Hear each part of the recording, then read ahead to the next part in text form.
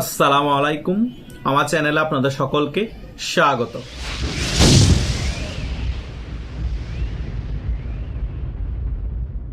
5 August যখন শেখ হাসিনা সরকারের পতন হয়েছে, তার পরবর্তী সময় যারাই মুক্তিযুদ্ধের পক্ষে কথা বলেছে এবং মুক্তিযুদ্ধের চেতনা লালন পালন করেছে, তাদেরকে চিহ্নিত করে যত ধরনের অপমান অপদস্থ করার এই সকল টোকাই সমন্বয়ক এবং শিবিরের কর্মীরা মিলে করেছে। এবং সেনাবাহিনীর প্রধানও সে সকল বিষয় নিয়ে খুব অ্যাক্টিভ ছিল না এবং কোনো প্রতিবাদও করেনি, অ্যাকশনও নেয়নি। কিন্তু এই 15 মাস পরে যারাই 5 আগস্টের পরবর্তী সময় মুক্তিযুদ্ধের পক্ষে শক্তিদেরকে স্টিমুলার চালিয়েছিল, তারাই এখন মুক্তিযুদ্ধের পক্ষে কথা বলছে। তারাই এখন বলছে আওয়ামী লীগ যদি গণহত্যার জন্য বিচার করা হয় আওয়ামী লীগের, তাহলে জামাত ইসলামীকেও বিচার করতে হবে 1971 সালে গণহত্যায় সহযোগিতা করার জন্য। কারা বলছে এই কথা? এনসিপির একজন টোকাই নেতা, মুখ্য সমন্বয়ক ডারবি নাসির, সে বলছে এখন এই কথা। কেন বলছে হঠাৎ করে? তার মেইন রিজন হচ্ছে কিছুদিন পরেই নির্বাচন আসছে, এখন মুক্তিযুদ্ধের পক্ষে শক্তি থেকেও কিছু ভোট পেতে হবে, সে কারণে বলছে। কিন্তু সে ভুলে গিয়েছে মুক্তিযুদ্ধের পক্ষের শক্তি যারা আছে তারা তো তাদেরকে ভোট দিবেই না, বরং ভোট কেন্দ্রে গেলে এবং ভোট চাইতে গেলে উল্টা গণধোলাই দিবে। শুধু তাই নয়, সেনাবাহিনীর প্রধানও এখন দেখতেছি মুক্তিযুদ্ধের পক্ষে কথা বলছে, মুক্তিযোদ্ধাদেরকে নিয়ে কথা বলছে। বাংলাদেশ নাকি এই মুক্তিযুদ্ধদের কারণে পেয়েছে, আর বিভিন্ন ধরনের মুক্তিযুদ্ধ চেতনা বিশ্বাস করে এমন ভাবে বক্তব্য দিচ্ছে, মানে ওনার মতো মুক্তিযুদ্ধ চেতনা বিশ্বাসী লোক বাংলাদেশ সেনাবাহিনীর মধ্যে খুবই কমই আছে। কিন্তু এই 15-16 মাসে উনি কি তা প্রমাণ করতে পেরেছে উনি সত্যিকারের মুক্তিযুদ্ধের পক্ষের শক্তি, মুক্তিযুদ্ধের চেতনা 100% মনে প্রাণে ধারণ করে? সেটা তো আমরা দেখতে পাইনি। 5 আগস্টের পরবর্তী সময় যখন ধানমন্ডি 32 ভাঙতে গিয়েছিল এই সকল টোকাই সমন্বয়ক এবং শিবিরা মিলে, তখন কিন্তু সেনাবাহিনীর হাতে ম্যাজিস্ট্রেসি ক্ষমতা ছিল। সেনাবাহিনীর প্রধান যদি চাইতেও এক ওয়ার্ডারে সকল কিছু তিনি নিয়ন্ত্রণে নিয়ে আসতে পারত। ধানমন্ডি 32ও ভাঙতে পারত না, এবং যারা ভাঙতে গিয়েছিল সৈনিকদেরকে অর্ডার দিলে 1 ঘন্টার মধ্যে সেটা ক্লিয়ার করে ফেলতে। কিন্তু তিনি ভাঙার জন্য সুযোগ করে দিয়েছে, তারা বুলডোজার নিয়ে গিয়ে সারা রাত ভেঙেছে, কিছু করেনি।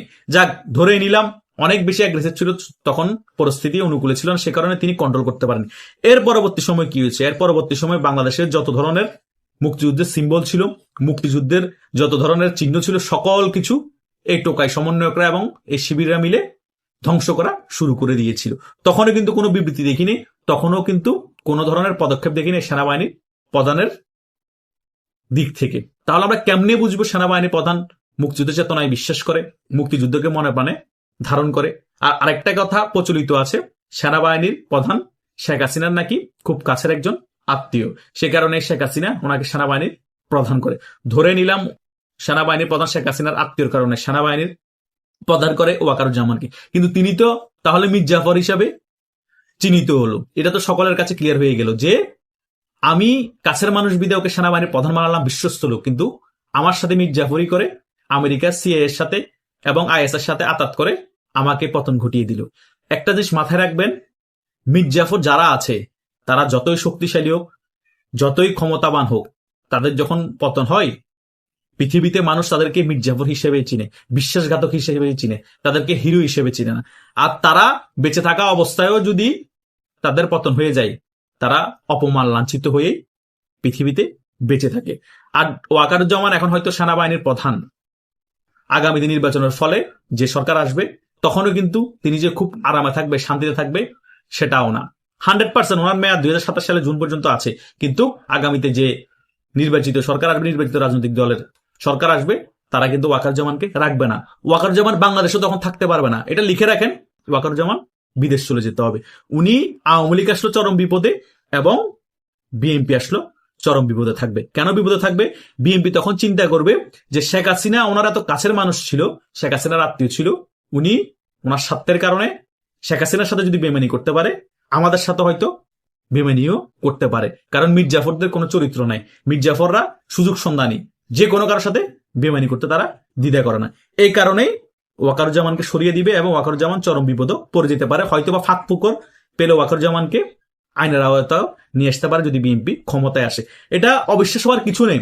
মঈনুদ্দিন ফখরুদ্দিন নাকি নির্বাচন দিয়ে, পাতানো নির্বাচনের মাধ্যমে শেখ হাসিনাকে ক্ষমতা নিয়ে এসেছে। অনেকেই এগুলো বুঝাতে চাই, সত্য না মিথ্যা ওটা পরের হিসাব। কিন্তু তারপরেও কি মঈনুদ্দিন ফখরুদ্দিন আওয়ামী লীগ ক্ষমতায় আসার পরেও বাংলাদেশে থাকতে পেরেছে? অনেকে আবার বলে আওয়ামী লীগ পেলেও নাকি তাদেরকে মেরে ফেলতো বাংলাদেশে থাকলে, বিএনপিও যদি ক্ষমতায় আসতো বিএনপি পেলেও মেরে ফেলতো। আওয়ামী লীগকে এত ক্ষতি করেছে, বিএনপিকেও এত ক্ষতি করেছে। সেম ওয়াকারুজ্জামানের ক্ষেত্র সেটা প্রযোজ্য। হয়তো অনেকে বলতে পারেন ওয়াকারুজ্জামান তো শুধু আওয়ামী লীগেরই ক্ষতি করেছে, বিএনপির কোনো ক্ষতি করেনি। আরে ভাই, এখন আপনাদের থেকে এমন অনেক কিছুই এখন মনে হচ্ছে যে ওয়াকারুজ্জামান বিএনপির কোনো ক্ষতি করেনি, আওয়ামী লীগেরই ক্ষতি করছে। যখন বিএনপি ক্ষমতায় আসবে তখন বুঝবেন ওয়াকারুজ্জামান কি ক্ষতি করেছে না কি ক্ষতি করে নাই, আর ওয়াকারুজ্জামানের কোথায় ল্যাকিংস আছে, ওয়াকারুজ্জামানকে কিভাবে বিএনপি আটকায়, সকল কিছু তখন বিএনপি নিজেরাই বক্তব্যের মাধ্যমে বলবে। এখন ভাইলে ভাইলে আছে, ওয়াকারুজ্জামানকেও ভাইলে রেখেছে, ডক্টর ইউনূসকেও ভাইলে রেখেছে। জাস্ট নির্বাচনটা হতে দেন, বিএনপি ক্ষমতা আসতে দেন, তারপরে না বিএনপি তাদের আসল রূপ দেখাবে। কারে কোন জায়গায় পাশার মধ্যে তেল লাগিয়ে কতক্ষণ মারতে হবে, কাকে কোন জায়গায় আটকাতে হবে, কাকে ফাঁসির দড়িতে ঝুলাতে হবে, কাকে কতটা মামলা দিতে হবে, কাকে কতক্ষণ দৌড়ানোর উপর রাখতে হবে, এটা 100% বিএনপি মনের ভিতর রেখেই চুপচাপ বসে আছে। বিএনপি শুধু নির্বাচনের অপেক্ষায় আছে। ডক্টর ইউনূস যা বলছে সকল কিছু রাইট, সেনাবাহিনীর প্রধান যেটা বলছে আপনার কথাই সঠিক, এনসিবি যা বলছে ঠিক আছে তোমরা এভাবে করো আমরা আছি, সকল কিছু করবে। বিএনপি জাস্ট নির্বাচনের ফলাফলের অপেক্ষায় বসে আছে। ফেব্রুয়ারিতে নির্বাচনটা হোক, ক্ষমতায় বসুক, তারপরে দেখবেন ওয়াকারুজ্জামান কি আরামে থাকে, আর ওয়াকারুজ্জামান সেনাবাহিনীর প্রধান 2027 পর্যন্ত থাকে কিনা। এটা লিখে রাখেন, ফেব্রুয়ারিতে যদি নির্বাচন হয়, বিএনপি যদি ক্ষমতায় আসে, ওয়াকারুজ্জামান সেনাবাহিনীর প্রধান থাকছে না, কিছুদিনের মধ্যেই বিএনপি চেঞ্জ করে দিবে এবং পুলিশের আইজিবি চেঞ্জ হবে, আরো অনেক জায়গায় প্রধান যারা আছে চেঞ্জ হয়ে যাবে। একদম বিএনপির একনিষ্ঠ কর্মী ছাড়া কোন জায়গায় কাউকে বসাবে না বিএনপি।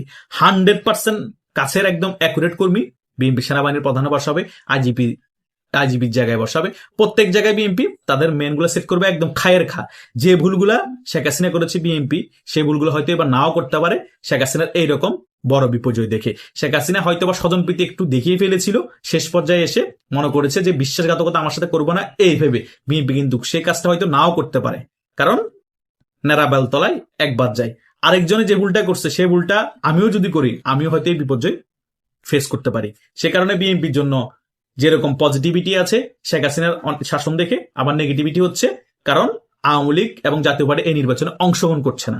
তাই এই নির্বাচনে অংশগ্রহণ তারা না করার ফলে বহির্বিশ্ব থেকে এই নির্বাচনটাকে পাতানো নির্বাচন হিসেবে দেখা হবে। বহির্বিশ্বের অন্য দেশ এই নির্বাচনকে কোনো ধরনের স্বীকৃতি দিবে না, ভারতও স্বীকৃতি দিবে না। আমদানি রপ্তানি বন্ধ হয়ে যাবে, দ্রব্যমূল্যের দাম বেড়ে যাবে, বিএনপির মধ্যে কোন্দল বেড়ে যাবে। এর ফলে বিএনপি সরকারে থাকলেও সরকারটা ভঙ্গুর অবস্থা থাকবে, দুর্বল অবস্থা থাকবে। তাই সরকারটা 5 বছর চালিয়ে নিয়ে যাওয়াও বিএনপির পক্ষে অনেক কঠিন হয়ে যাবে।